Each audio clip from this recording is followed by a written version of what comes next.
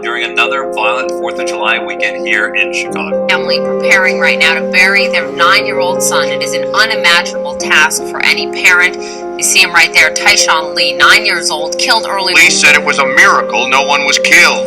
Among the wounded, 3-year-old Deontay Howard, shot in the head but expected to recover. Police raced to get an 11-month-old hit by gunfire to the hospital. The infant among 5 shot when someone opened fire on a group.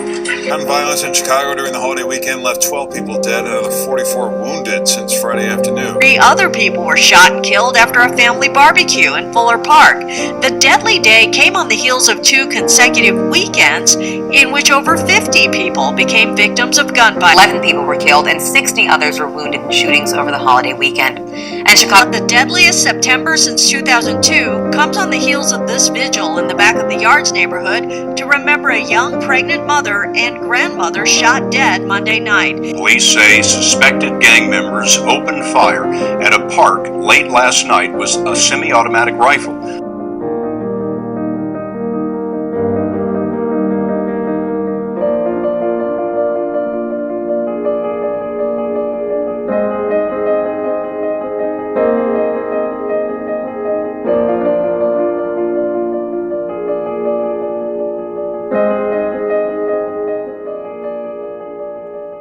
The problem of guns is plaguing America. There has been enough mass shootings, more than 4 people killed or injured, for one to have occurred every day this year. The NRA, Congress, and gun supporters are denying the fact that violence is a problem. Every day, 297 people in America are shot in murders, assaults, suicide attempts, unintentional shooting, and police intervention. And fire homicide is the second leading cause of deaths after motor vehicle crashes for young people ages 1 through 19 in the United States. These shocking facts are personified in the south and west side of Chicago, where the gun rates are astronomical. Although Illinois is rated B+ in quality of smart gun regulations, the import of guns from such places as Kentucky, Indiana, Georgia places has created an underground market for guns in the south and west side of Chicago.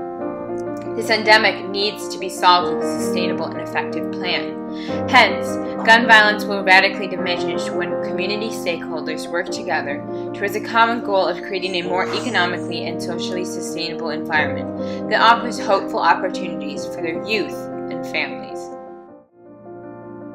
In this video, I interviewed community stakeholders, or people who have impacted the community in a positive way.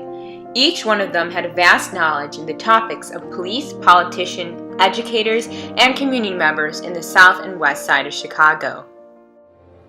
I got to interview Regwin Magwaza, who started in the 1980s at St. Sabina Church, but became a full-time assistant pastor in 2009. He's originally from Durban, South Africa, and grew up during the apartheid. I also got to interview Alvin Ryder, who works with a program called SOAR, which is affiliated with CPS. Its mission is to get dropout students back to school and get their high school diploma. Yet before this, he worked in Chicago's political system in the Public Safety Department and Public Defender's Department. I also interviewed Julia Quinn, who is a research manager at University of Chicago's Crime Lab, which looks into sustainable efforts in reducing gun violence within a community. I also interviewed Rich Wallach, who is a senior director of community development at an organization called IFF, which helps communities with real estate and urban redevelopment. Let's look at what the police should do to create a sustainable community. Need between the police and the community is partnership. Partnership doesn't say you're superior or inferior. Partnership says we are in this together. Yes. Police officers knowing a neighborhood. Community policing strategy has led to the lowest overall crime rate. Is working with the community on a level that we've never done before. Knowing a community. In 2011, CPD implemented community policing, which is when a patrol officer is given responsibility for a small, well-defined geographical area. The police officers in that community would hold regular community meetings and forums that will allow community members an opportunity to air concerns and for the police to find ways to address them. Officers would also be working on long-term assignments so that they would become familiar figures in the community and would become aware of the day-to-day workings of the community. This way, when officers are well known in the community, the citizens are able to talk to the police if there are any problems that arise. Yet, by each community member that I interviewed, they stated that there is a huge disconnect between the police and the community members, even stating that there is a fear among the youth for the police. The police, as such, are as close as they ought to. Yeah. There's room for improvement. Yeah. I think that police departments should ideally look like the communities they're serving. Mm-hmm. So be representative of the populations in the cities that they're serving, and a lot of cities in this country are a long way from that right now. As seen here, the percentage of Black and Latino cops do not match up with the demographic percentage of its citizens. Yet it cannot be determined whether these Black cops are placed in the predominantly Black neighborhoods, but it can be said that the citizens have complained about the cops not matching up the racial demographics of their neighborhood. Let's see what the politicians should do to create a sustainable community. Dr. King fought against racism. Mm-hmm. If he had given up the fight, we would not be free today. Mm-hmm. Many civil rights movement leaders fought for so many things. Rosa Parks fought for the right to be in a bus. Yeah. So if she had given up on that dream, we would not have realized the dream today. Mm-hmm. So you don't go into war anticipating defeat. You go into war anticipating victory. So when you fight, you don't fight to lose, you fight to win. Mm-hmm. So those who are fighting for this, for the change in the gun laws, they must fight knowing that the victory is certain. Mm-hmm. So when we come together and we fight as a community, we say, put together common sense gun laws and pass that into law, period. Midwest Sporting Goods in Lyons, Illinois is a gun shop that has been enforced to implement common sense gun laws. Since Lyons is one of the 3 suburbs from which a disproportionate number of guns are recovered at crime scenes in Chicago every year. Now, this gun shop is supposed to follow the rules and regulations, such as keeping an electronic record of anyone who has purchased more than 1 firearm within a 12-month period. Also, they must keep a do not sell list, and many more. The flow of these guns, they can get these guns so easily. If you have a license for a car, you should have a license for a gun. I mean, the restrictions, you more restrictions on getting a car. It's harder for me to get a car loan than it is to get a gun. Yeah. So these kids have no problem getting a gun. There should be no debate. Gun shops should be held responsible for their guns that end up on the street, as it is an effective way to reduce crime.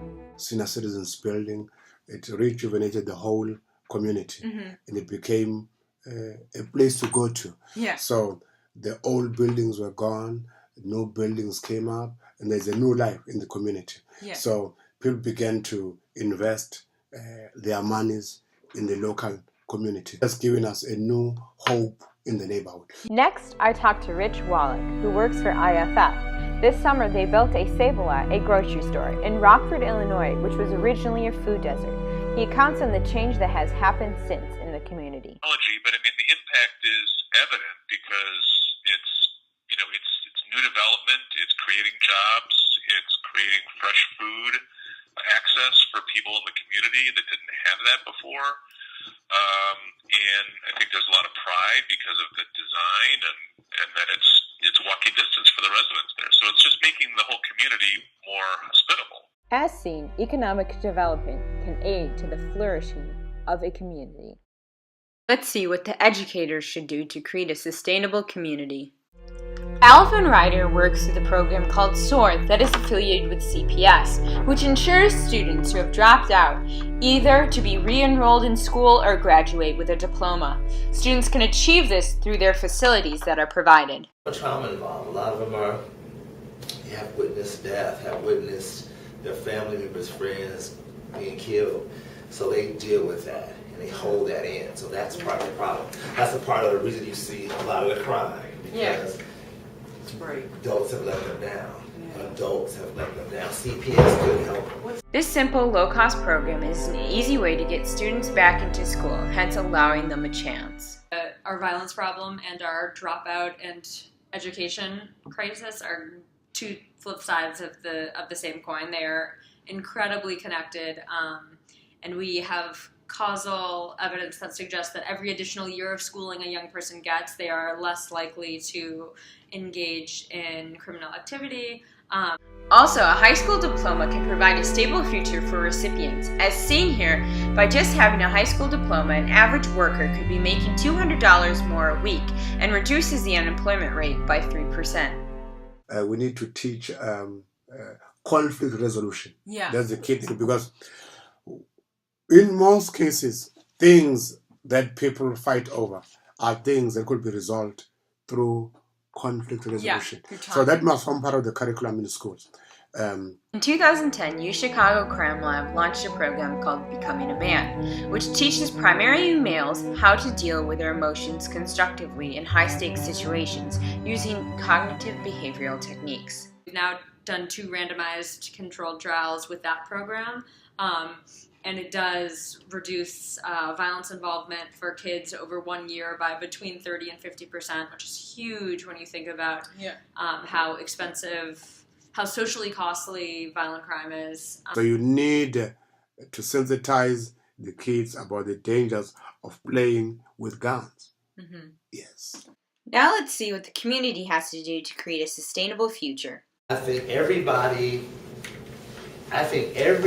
is out for themselves. I think it's a selfishness. I think our country has promoted that.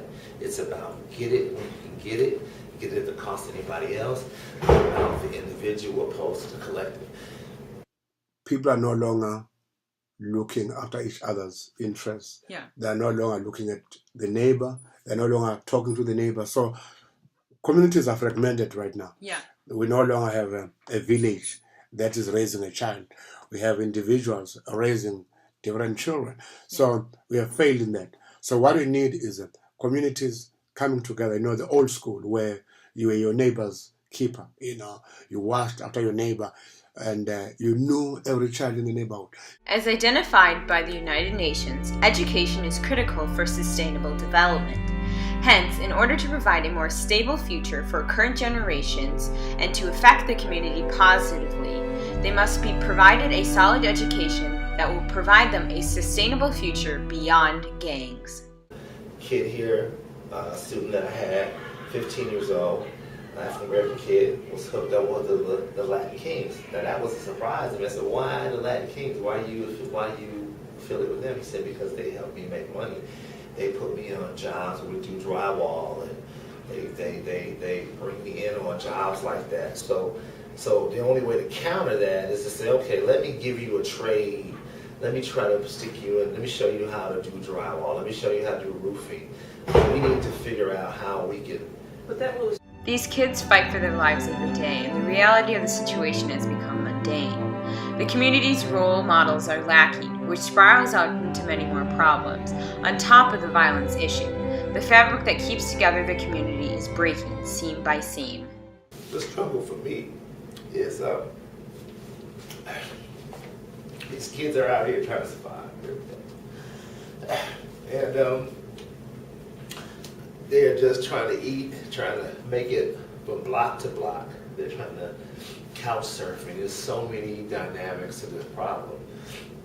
And we don't have any men who want to get involved with these kids, these boys. So as a result, you see them out in the corners shooting at each other, taking things from you, knocking you in the head. The funeral directors will tell you, they come into the funeral homes all the time, planning their funerals out, looking around. What? Yes. One of my fraternity brothers has one of the biggest funeral homes in the South called Harold Lee. He told me that story. He said, yeah, on 79th and Red Couch Grill, they come there all the time, looking around, looking at funerals, coffins, and trying to plan out their funerals. They do it 16-year-olds, 17-year-olds, planning out their funerals. That's where we are right now, because it's just that bad. It is just that deep. I mean, they can't see past. Also, we need those people who have changed their lives around. former gang members. We have changed their lives around to go out to schools, talk to kids, show them that they were once on this side of life, but now they've changed. And what Every year, more than 30,000 Americans die from gun violence. And only after Sandy Hook in 2012 did 37 states pass laws strengthening their gun regulations. Yet still there is progress to be done. Kids are being shot and killed in the south and west side of Chicago every day, just like what happened with Sandy Hook. In 1996, Australia went through a similar situation after having a massacre that killed 37 people and wounded 23. They didn't wait for any more people to get killed. They got the message and issued the National Firearms Program Implementation of 1996, which enforced tougher firearm laws. Yet citizens can still possess rifles and shotguns. This is a feasible first step for America, and politicians should start the change. Politicians must stand up against such organizations as the NRA and do their job by enforcing harsher gun regulations for the betterment of our society. They also need to take risks and encourage economic development in these low-income neighborhoods so that they have the ability to flourish. The police need to become a part of the community and not be a separate entity that is feared by community members. The educators need to ensure graduation among students, as without a high school diploma nowadays, jobs become scarcer. And also they must teach the negative effects of guns at a young age. The community has become separated. In the current conditions, kids don't see the next day or the next week or the next year as a possibility. Community is essential to the sustainability of reducing gun violence. Community is needed to create the change. Why do Americans have to be directly affected by guns to realize the problem? It is our nation's problem, and violence does not discriminate. How many kids need to get shot in the south and west side of Chicago? How many Sandy Hooks or Virginia Techs need to happen in order for our nation to have effective gun laws?